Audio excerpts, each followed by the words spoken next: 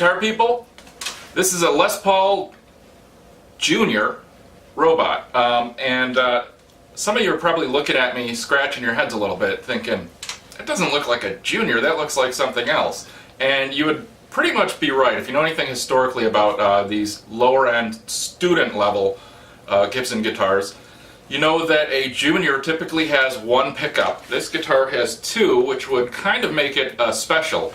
And since it's a flat top body, it's obviously not a standard or a later studio or something of that sort of a nature. But a Les Paul Junior is what they called it, so that's what the actual model of the guitar is.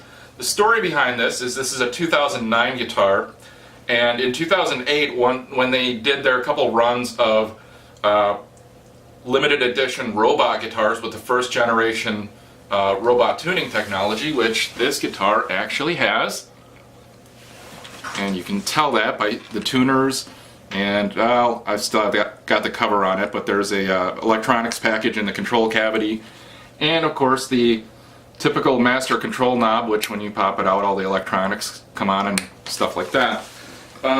This is a robot guitar like you saw in perhaps the last video on my Les Paul robot guitar.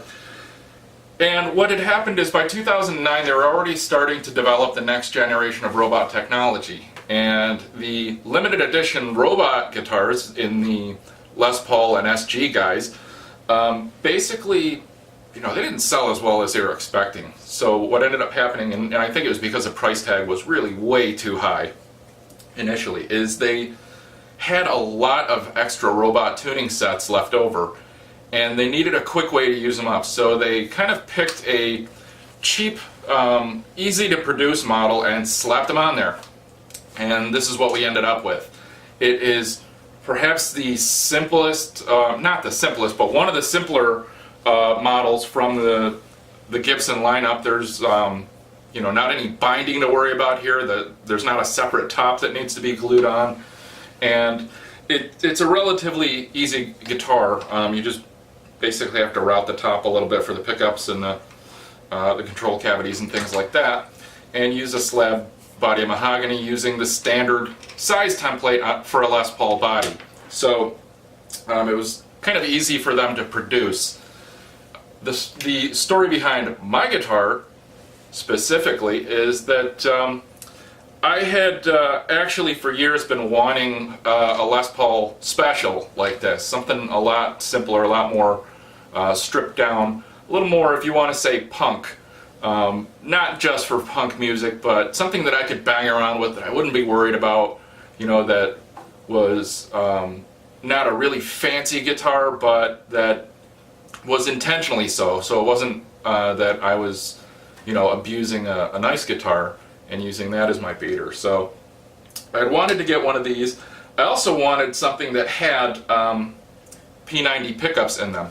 P90s are pickups that Gibson came out with in the early 1950s, maybe the late 1940s, I don't remember the specific date, but basically what you see here is they're really fat, overwound single coil pickups.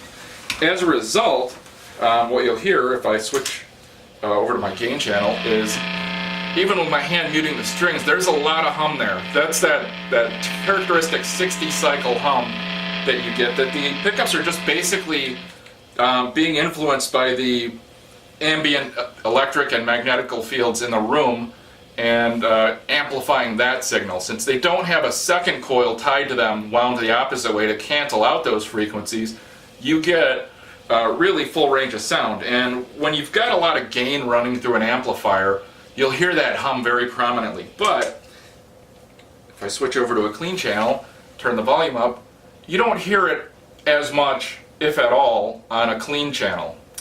If you really start to crank the amplifier up, then yeah, you might hear it.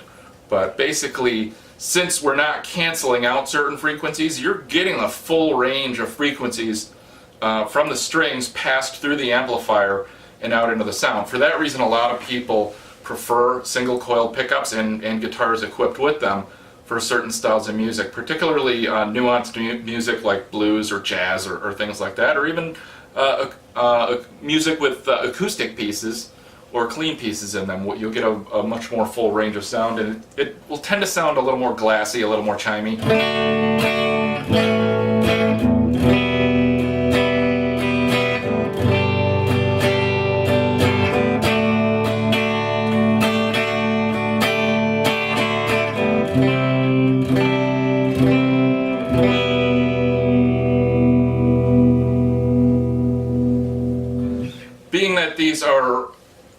overwound, more beefy pickups than a typical contemporary Fender single coil pickup. Keep in mind we're talking about the period of the early 1950s. Because of that, they also have the ability to produce a sound that is closer to that lower bassy kind of a sound with a lower resonant peak that humbuckers might give you. So even when you take this and push this signal through a modern amplifier with distortion and things like that, even though you'll get a lot of hum when you're not playing, once you do start playing, you get a sound that is a lot more reminiscent of modern pickups and modern music than, say, a Fender Stratocaster would be.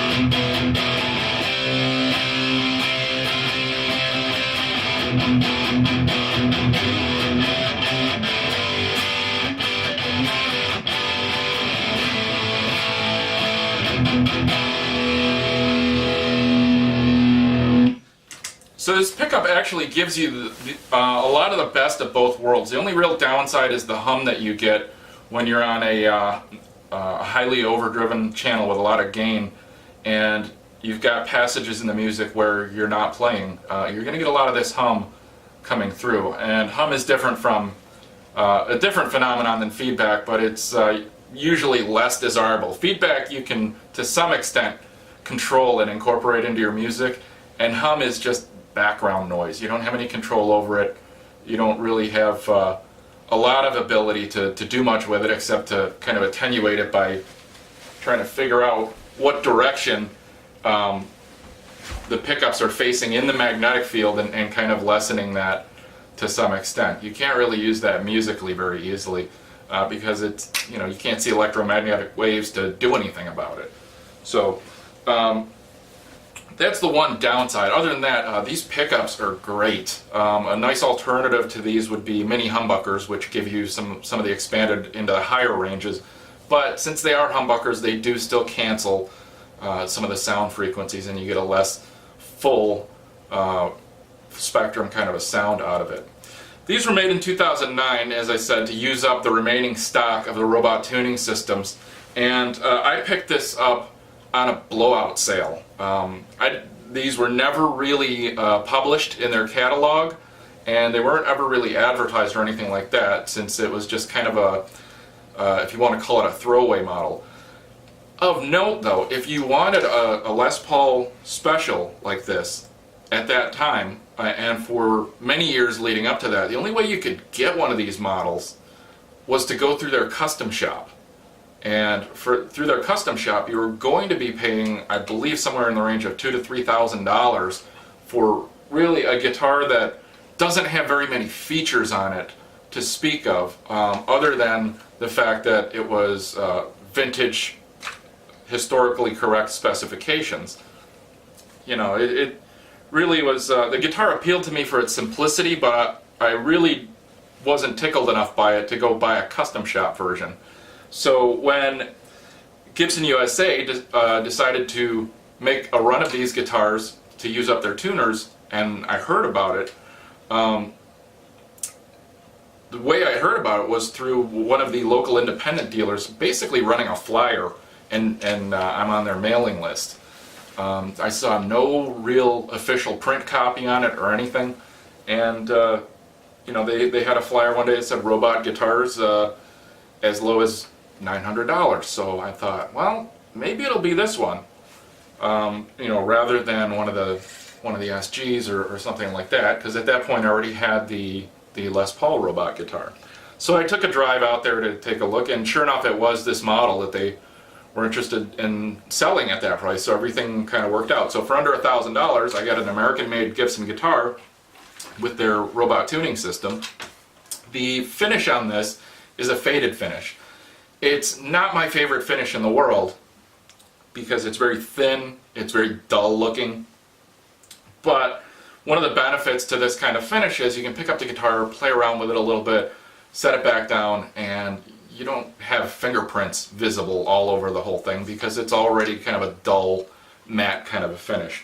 This color is called TV yellow, and the legend goes that in the days of black and white television, you couldn't film a white guitar on TV because it was too bright and it would blow out the television cameras at the time. So anytime you needed to show anything white on TV, it was shown in this TV yellow color, and companies like Gibson started making guitars in this color so that their instruments could be seen clearly on programs like the Ed Sullivan Show, after some executives at the company sat backstage during the taping of, I believe it was some sort of a hospital drama, and they asked why all the medical staff was wearing yellow scrubs.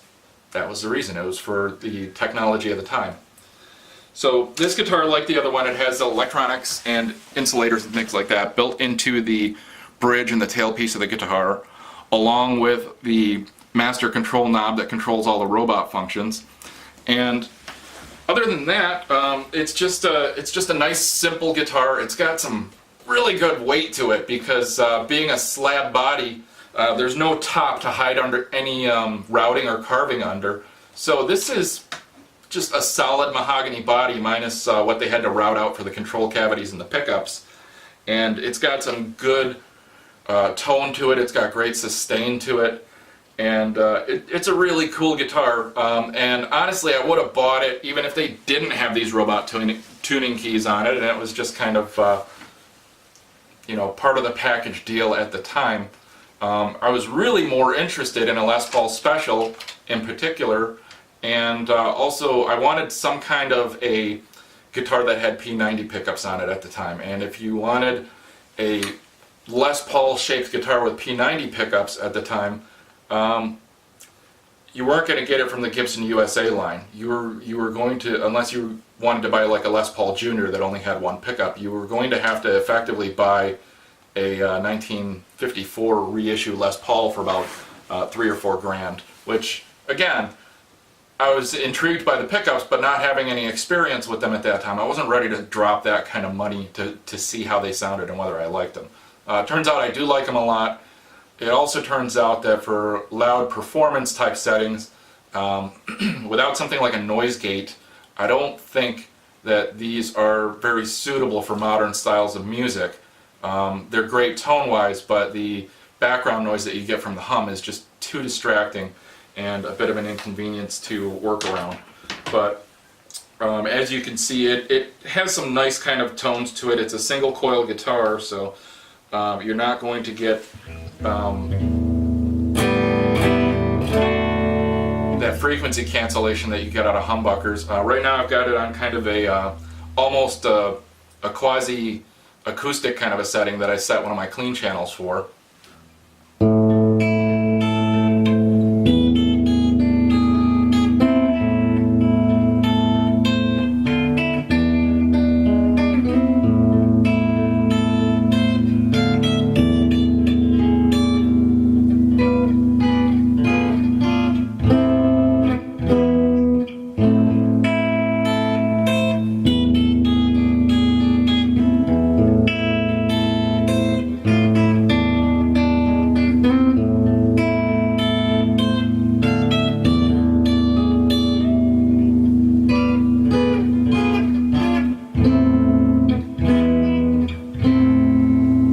They're single coils, because they've got these extra fat winds on them, you get a lot of this bass frequency coming through that hopefully is coming through on the camera, but in addition to hearing the nice chimey kind of high notes, the low frequencies come through remarkably well as well. So that's about all I've got on this guitar.